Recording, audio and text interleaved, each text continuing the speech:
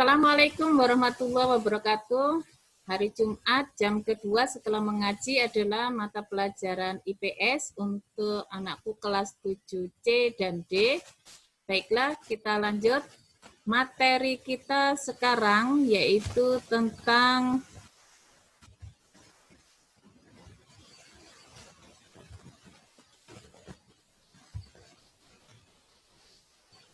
potensi sumber daya alam Indonesia.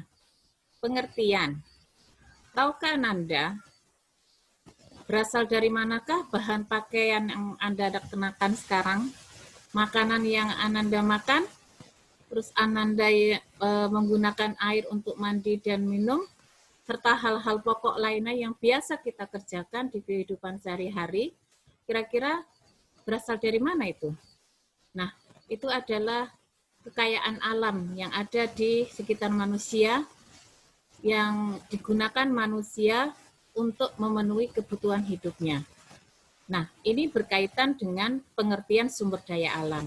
Jadi sumber daya alam itu adalah semua potensi alam yang berada di bumi, baik berbentuk benda mati maupun berupa makhluk hidup yang dapat dimanfaatkan bagi pemenuhan kebutuhan hidup manusia.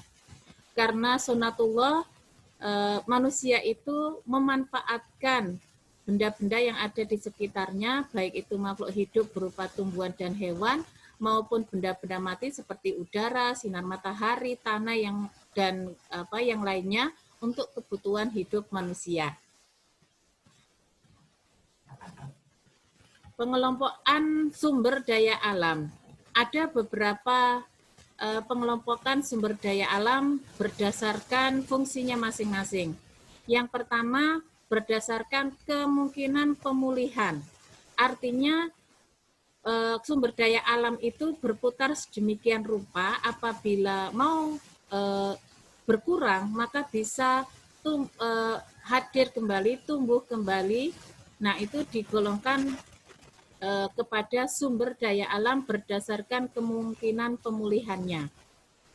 Ada dua, yaitu sumber daya alam terbaharukan atau renewable resource.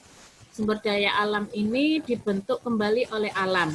Dengan demikian, sumber daya alam ini hampir tidak habis. Ibu bilang hampir ya. Apabila sumber daya alam ini memang tidak habis, maka tinggal manusia harus bijaksana menggunakannya. Nah, untuk memperbaharukan sumber daya itu ada dua cara. Yang pertama dengan reproduksi dan yang kedua dengan siklus. Apa itu pembaharuan sumber daya secara reproduksi? Pembaharuan jenis ini terjadi pada sumber daya hayati. Ini karena hayati berarti hidup ya, berupa hewan dan manusia, itu bisa berkembang biak. Berkembang biak itu artinya memperbanyak diri sesuai dengan jenisnya.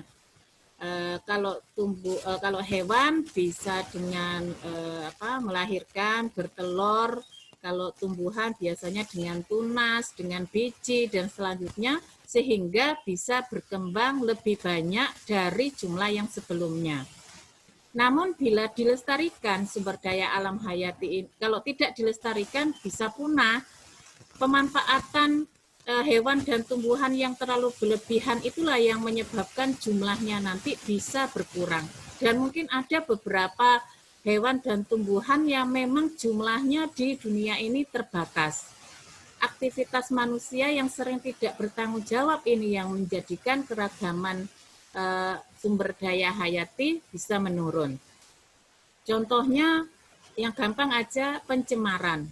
Pencemaran air bisa menyebabkan hewan yang ada di air berkurang jumlahnya. Tumbuhan yang ada di air berkurang jumlahnya. Kalau terus-menerus pencemaran ini dilakukan oleh manusia, maka bukan tidak mungkin air yang sering dicemari itu bisa menghabiskan tumbuhan atau hewan yang ada di situ. Ini adalah pembaharuan secara reproduksi, ada untung dan ruginya. Lanjut, pembaharuan melalui siklus. Beberapa sumber daya alam, misalnya air dan udara, memiliki siklus alami masing-masing. Dengan demikian, sumber daya tersebut selalu terbaharui. Meski aktivitas manusia dapat menurunkan kualitas dan kuantitas sumber daya alam ini, tetapi alam itu bisa mengelola dan kebijaksanaan manusia untuk mengurangi dampak negatifnya membuang sesuatu ke alam itu bisa bijaksana, maka bisa dihindari adanya pengurangan jumlah sumber daya alam tersebut. Nah, contohnya kegiatan manusia penebangan hutan. Mungkin pada saat pertama kali orang menebang hutan tidak ada pengaruhnya, tapi kalau terus-menerus ada penebangan hutan dan itu dilakukan seringkali di beberapa tempat, maka dampak negatifnya adalah cadangan air dapat berkurang. Air hujan itu kan merembes ke tanah. Nah, air tanah itu bisa ada di dalam tanah apabila ada akar-akar tumbuhan. Apabila tumbuhan mati, maka air tanah tidak berkurang jumlahnya sehingga kita bisa mengalami pengurangan jumlah air. Debit sumur menjadi berkurang. Aliran air sungai, sumber-sumber air menjadi berkurang. Tetapi ada dampak lagi karena hutan itu gundul, maka air tidak dapat banyak merembes ke tanah, akibatnya menimbulkan banjir. Nah, ini adalah contoh gambar pencemaran yang dilakukan pada kegiatan manusia dan pengurangan air karena sebab-sebab aktivitas manusia. Yang kedua, sumber daya alam yang tidak terbarukan atau unrenewable resource. Jumlah sumber daya alam ini sangat terbatas. Hal ini karena tidak adanya penambahan jumlah serta proses pembentukannya memerlukan waktu ribuan hingga jutaan tahun. Ingat, terbentuknya batu bara, bahan-bahan mineral di dalam tanah, kemudian minyak itu nanti akan diolah sedemikian rupa sehingga bisa menjadi bahan bakar pesawat, bisa jadi minyak tanah, bisa jadi bensin, dan selanjutnya. Ini semua berada di dalam tanah. Proses pembuatan menjadi bahan-bahan di dalam tanah itu memerlukan waktu jutaan bahkan ribuan tahun. Bola Ibu ya, ribuan bahkan jutaan tahun. Melalui proses kimiawi di dalam tanah, akhirnya hasil proses kimiawi itu jadilah bahan-bahan yang berada di dalam tanah. Nah, ketika manusia menemukan tambang bahan-bahan di dalam tanah, kalau tidak arif menggunakan, maka bisa jadi bahan-bahan tersebut habis. Itu ya, berarti itu tidak dapat terbaharukan. Sumber daya alam, ini yang kedua ya. Definisi yang kedua, sumber daya alam berdasarkan materinya. Apa saja? Yang pertama, sumber daya alam organik. Organik ini berarti hayati, unsur hidup. Adalah sumber daya alam yang materi pembentuknya berasal dari jasad hidup yang terdiri atas hewan dan tumbuhan. Artinya, keragaman sumber daya alam itu berasal dari makhluk hidup. Banyaknya hutan, banyaknya ternak, banyaknya hewan air, dan banyaknya kebutuhan manusia dari unsur pertanian, itu manusia yang mengolah, manusia yang memperbanyak, sehingga akan keberagamannya menjadi lebih banyak lagi. Nah, ini dinamakan sumber daya alam organik. Contohnya, itu tadi ya, ada ternak hewan, beberapa ternak hewan, kemudian makhluk hidup yang hidup di air, hutan, kemudian hasil bumi dari pertanian. Yang kedua, sumber daya alam anorganik. Nah, tinggal menambah an, berarti bukan unsur hidup, bukan unsur hayati. Pengertiannya adalah sumber daya alam yang materialnya berasal dari benda mati yang berupa zat padat, cair, dan gas. Contohnya adalah tanah, batuan, minyak, mineral, dan gas alam. Karena ini namanya sumber, berarti jumlahnya banyak ya. Kalau misalnya kita hidup itu berada di atas tanah, tumbuhan hidup berada di atas tanah. Kalau tanah berkurang karena pemukiman banyak, maka ada beberapa hal yang tidak bisa terlaksana. Sama halnya pengambilan gas alam di lepas pantai misalnya, itu kalau tidak arif menggunakan, maka bisa berkurang jumlahnya. Penggunaan yang tidak arif, penggunaan gas alam yang tidak arif itu adalah bencana lumpur lapindo. Nah, itu ya, dibuka kembali materi itu. Kemudian bebatuan, ini batuan yang berasal dari alam ya, misalnya batu bara dan selanjutnya. Ini adalah unsur sumber daya alam anorganik atau benda mati.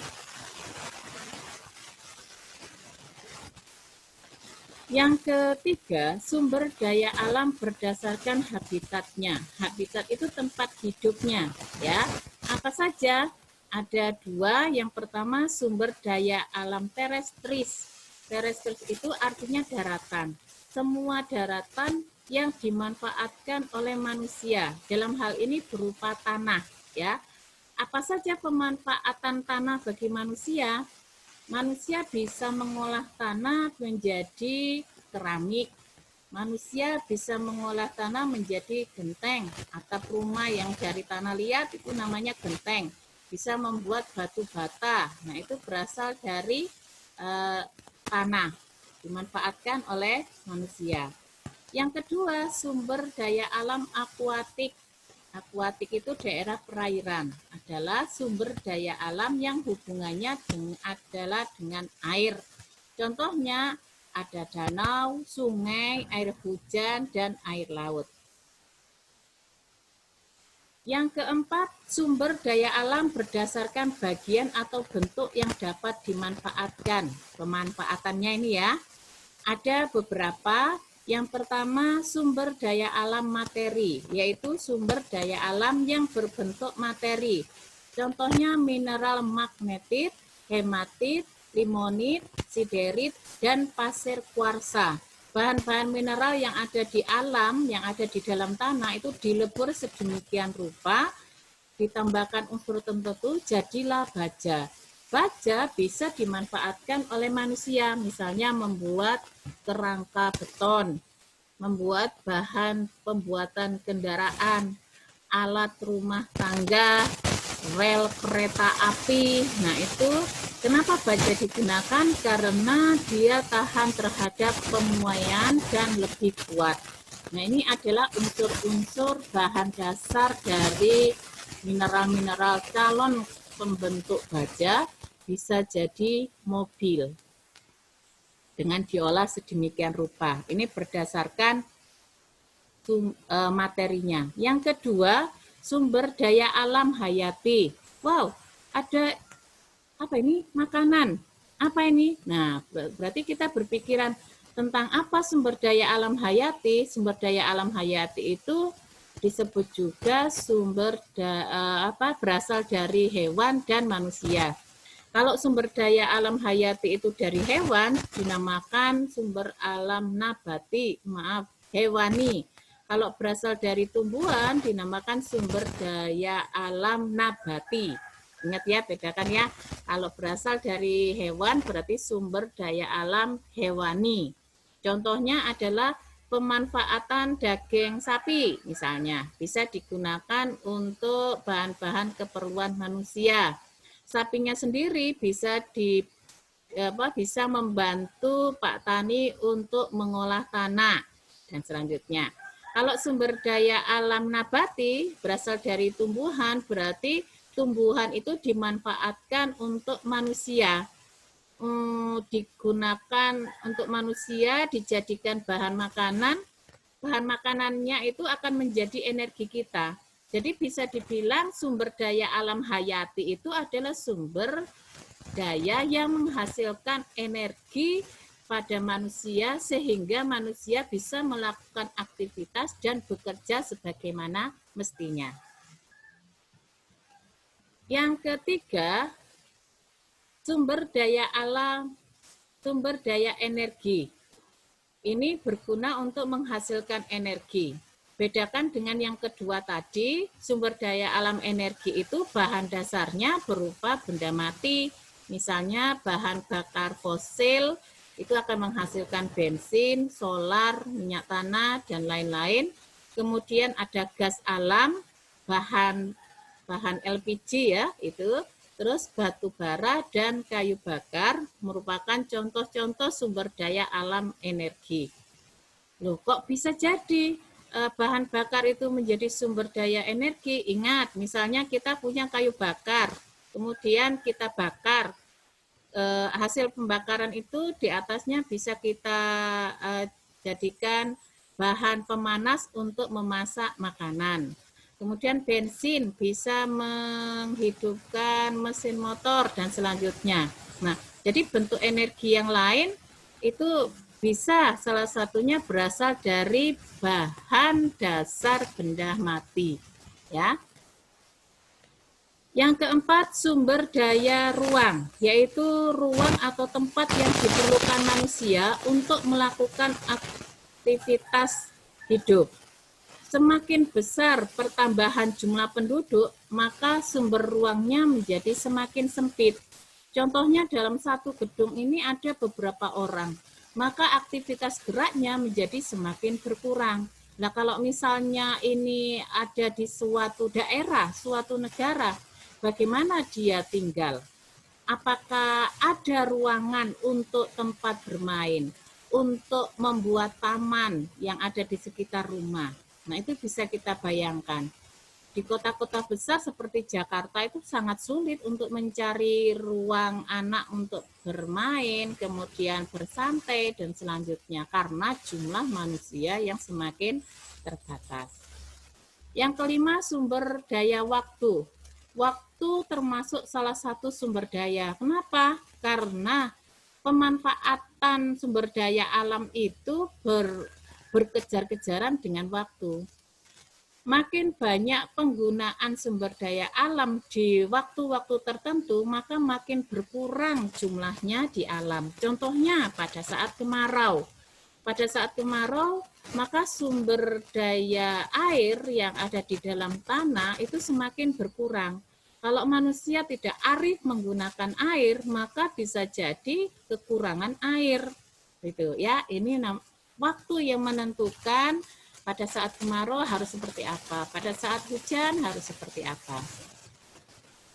Terus sumber daya alam berdasarkan daya pakai dan nilai konsumsinya. Berarti pemanfaatan untuk manusia ya dikonsumsi. Apa saja? Yang pertama sumber daya alam yang tidak cepat habis. Kenapa tidak cepat habis? Karena dipakainya, dikonsumsi dan digunakan manusia itu relatif sedikit, relatif kecil. Apa saja misalnya? Intan, batu permata, logam mulia seperti emas, emas putih dan sebagainya. Kan tidak semua orang memakai, jumlahnya sedikit saja. Sehingga ketika mengambil di alam tidak terlalu banyak. Nah, bisa dipakai tapi tidak cepat habis. Tapi yang kedua ini, yang cepat habis, itu tulisannya habus ya. Hal ini disebabkan nilai konsumsi benda-benda itu relatif tinggi. Kemudian daur ulang dari benda yang ada di alam itu sangat kecil. Contohnya adalah penggunaan bensin. Karena kita itu sangat penting untuk berpindah tempat dengan menggunakan kendaraan bermotor, mau tidak mau kita menggunakan bensin. Berapa orang yang menggunakan gitu ya. Kemudian gas alam yang dirupakan dalam bentuk LPG. Nah, itu.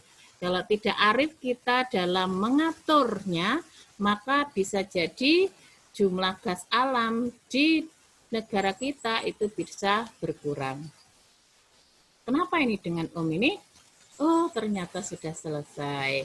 Nah, sekian saja materi dari Ibu. Mudah-mudahan materi ini bisa dipahami. Cukup sekian. Assalamualaikum warahmatullahi wabarakatuh.